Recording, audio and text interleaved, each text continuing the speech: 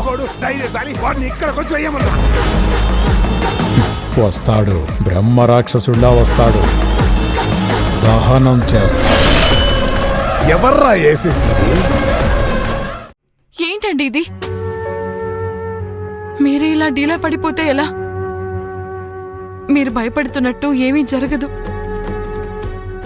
ఇంకా ఏం చెయ్యాలి? నా తమ్ముడిని హంతకుడు అని చెప్పి తీసుకెళ్లి ఇప్పుడు ఉరి తీయాలని చూస్తున్నారు. నన్ను చూస్తూ ఊరుకోమంటావా? అంతకన్నా నేను చచ్చిపోవడం మంచిది. మల్లికకి ధైర్యం చెప్పాల్సిన మీరే ఇలా మాట్లాడతారేంటండి? ఒక్కసారి మల్లికని చూడండి, ఎలా ఏడుస్తుందో. నా వల్ల కావట్లేదు. నా తమ్ముడిని కాపాడుకోవడం నా వల్ల కాలేదు. నరేష్ హత్య గురించి కోర్టులో రుజువైతే వాడికి ఉరిశిక్ష వేస్తారు. అది చూసి నేను తట్టుకోలేను. అందుకే వాడికంటే ముందే నేను చచ్చిపోతాను. నన్ను వదిలేయండి. ధర్మేష్ అన్న, ఈ కుటుంబం ఇన్నాళ్ళు ఇలా పదిలంగా ఉంది అంటే దానికి కారణం నువ్వే. తాత కాశీకి వెళ్ళిన తర్వాత ఎన్ని గొడవలు వచ్చినా కుటుంబం కూలిపోకుండా కలిసే ఉంది అంటే అది నీ వల్లే. నువ్వు బాగుండాలి, నువ్వు బతకాలి ధర్మేష్ అన్న. కావాలంటే నేను చచ్చిపోతానా? మారుతి గారు, ఏంటా మాటలు? త్వరలో రోషిని బిడ్డను తీసుకుని పిల్లి వారింటికి వస్తుంది, అది గుర్తుందా? అన్నా, ఈ ఇంటికి పెద్ద దిక్కు నువ్వు బ్రతికుండాలి. అందుకే మేం చచ్చిపోతాం. I am waste piece of this family. I die. I suicide.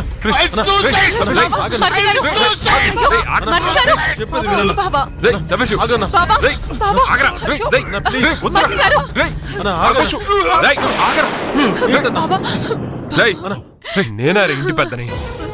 ముందు నేనే చచ్చిపోవాలి.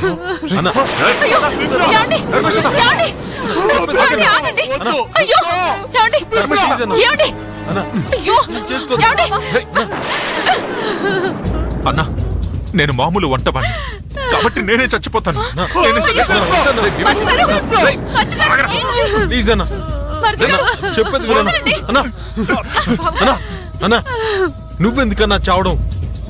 నేనే ఇంట్లో చివరిగా పుట్టింది, నేనే చచ్చిపోవాలి. నేనే చచ్చిపోతాను.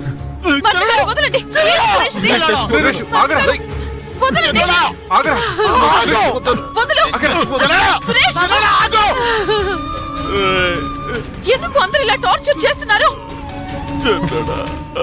మీరందరూ చచ్చిపోతే నరేష్ మర్తి గారు బయటకు వచ్చేస్తారా? పిరికి వాళ్ళ చచ్చిపోతాను అనడం మగాడి లక్షణం కాదు. మగవాళ్ళయ్యుండి చచ్చిపోతాను అంటున్నారు.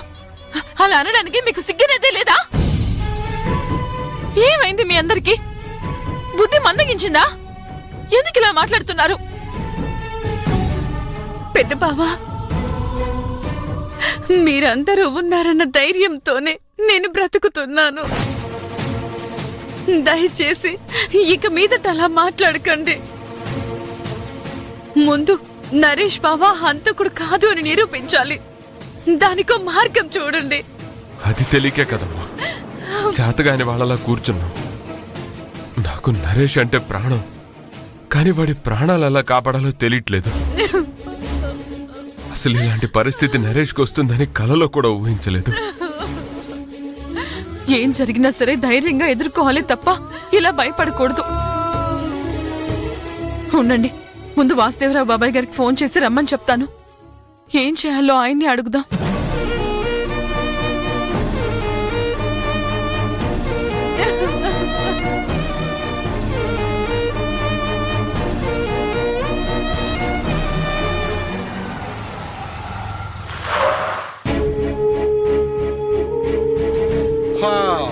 అయ్యో భగవంతుడా, నా కూతుర్ని పిల్లివారింటికి పంపించి పడరాని పాటలు పడుతున్నారు. ఎన్ని గొడవలు, ఎన్ని సమస్యలు, ఎన్నిసార్లు పంచాయతీ చేయాలి? చాలరా బాబు. బాబాయ్ గారు, ఇప్పుడేం చేయాలో చెప్పండి. నరేష్ ని పోలీసులు కోర్టుకు తీసుకెళ్లారు.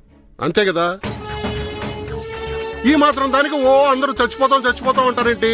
ఇలాంటి సమయంలోనే మీరు ధైర్యంగా ఉండాలి. చూడు ధర్మేష్, నిండా మునిగాక చలేంటి? పీకల దాకా వచ్చాక భయపడాల్సిన అవసరం లేదు. ఎదుర్కొందాం, తాడో పేడో తేల్చుకుందాం. మీరే ఏదో ఒకటి చేసి నరేష్ నిర్దోష్ అని అందరికీ తెలిసేలా చెయ్యాలి మావయ్య. ఆ విషయం గురించే మాట్లాడదామని వచ్చానయ్యా. ఏ కిడ్నాప్ కేసో దొంగతనం కేసో అయితే ఎలాగోలా మేనేజ్ చేసి బయటికి తీసుకురావచ్చు. కానీ ఇది మర్డర్ కేసే. మామయ్య గారు, మీరు తలుచుకుంటే నా తమ్ముణ్ణి కాపాడగలరు. ఏ పాపం చేయని వాడు శిక్ష అనుభవించకూడదు. Yes uncle, Naresh brother only angry man, no murder man. Naresh లేని ఇంట్లో ఉండడం చాలా కష్టంగా ఉంది మావయ్య. వాడి కోపం ఎక్కువే గాని హత్య చేసే అంత కోపం అయితే లేదు. ఆ మాట ఎన్నిసార్లు చెప్తావు ధర్మేష్? నరేష్ గురించి నువ్వు చెప్తే గాని నాకు తెలీదా? తన గురించి ఊర్లో అందరికి బాగా తెలుసు. కాకపోతే నరేష్ని బయటికి తీసుకురావడమే కొంచెం కష్టంగా ఉంది.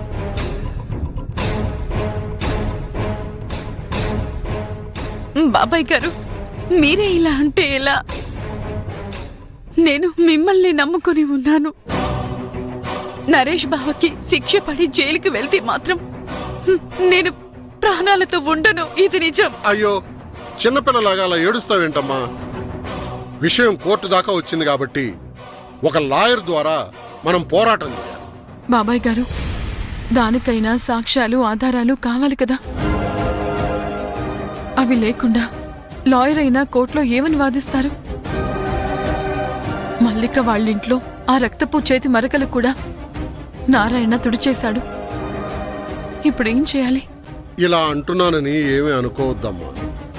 మీ చేతిలో ఉన్న ఆధారాన్ని మీరే పోగొట్టుకున్నారు. ఇప్పుడు కేసేమో కోర్టు దాకా వచ్చింది. మన దగ్గరేమో ఆధారాన్ని. ఏదేమైనా మన సైడ్ బాగా వీక్గా ఉందమ్మా. అవునవును, నరేష్ బాబు గారు బయటకు వచ్చే ఛాన్సే లేదు. ఖచ్చితంగా ఒక శిక్షే పడుతుంది.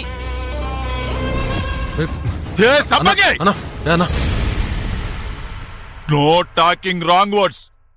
I warning you, be careful. బాబాయ్, దయచేసి తనని మీతో తీసుకెళ్లిపోండి. లేకపోతే మీ కూతుళ్లలో కోమలి మాత్రమే ప్రాణంతో ఉంటుంది. ఇప్పుడు మాత్రం ఏంటి? కోమలి ఒక్కటే మా కూతురు. చూడమ్మా మల్లిక, ఇన్ని రోజులు మా కూతుర్లిద్దరూ బంగారాలు అనుకున్నాను. కానీ ఇప్పుడిప్పుడే తెలుస్తుంది, ఒకటి మేలిం బంగారం, ఒకటి కాకి బంగారం. నరేష్ ఈ కేసు నుంచి నిర్దోషిగా బయటికి రావాలంటే మేమేం చేయాలి మావయ్య? మేమెవరి కాళ్ళు పట్టుకోవడానికైనా సిద్ధంగా ఉన్నాం మావయ్య. నరేష్ ఇంటికి రావాలి, అంతే. మా అన్నదమ్ములందరి తరపున నేను మీ కాళ్ళు పట్టుకుంటాను. అయ్యో భీమేషు, ఏంటే చిన్నపిల్లలాగా? ఏదోలాగా మా తమ్ముణ్ణి కాపాడండి. చూడయ్య భీమేషు, సురేషు సవ్యేషు ఇద్దరే మా అల్లుళ్ళు కాదు. మీ అన్నదమ్ములందరూ మా అల్లుళ్ళు లాంటి వాళ్లే. మీకే అవసరం వచ్చినా ఈ అరవీర భయంకర వాసుదేవరావు ఉన్నాడని గుర్తుపెట్టుకోండి. ధన్యవాదాలు, చాలా ధన్యవాదాలు మావయ్య. బాబాయ్ గారు, మీరే ఏదో ఒక మంచి ఐడియా ఇవ్వండి.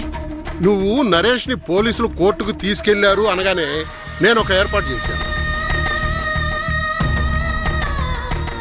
ఏంటది? ఒక మంచి లాయర్ని మాట్లాడాను. కాసేపట్లో వస్తాడు. ఆయన కోసమే వెయిట్ చేస్తున్నాను. బాబాయ్ గారు, మన దగ్గర ఎలాంటి ఎవిడెన్స్లు లేవు కదా. చూడమ్మా, వాదించే శక్తి ఉన్న లాయర్లకి ఆధారాలతో సాక్ష్యాలతో పనిలేదమ్మా. లాయర్లు ఎంత పెద్ద కేసునైనా అవలీలగా కుండ బద్దలు కొట్టినట్టు నిజాన్ని బద్దలు కొట్టి నిర్దోషిని బయటికి తీసుకొస్తారు. త్వరలోనే మన నరేష్ కూడా నిర్దోషిగా బయటకు వస్తాడు. అవును, ఈ లాయర్ ఏంటి ఇంకా రాలేదు?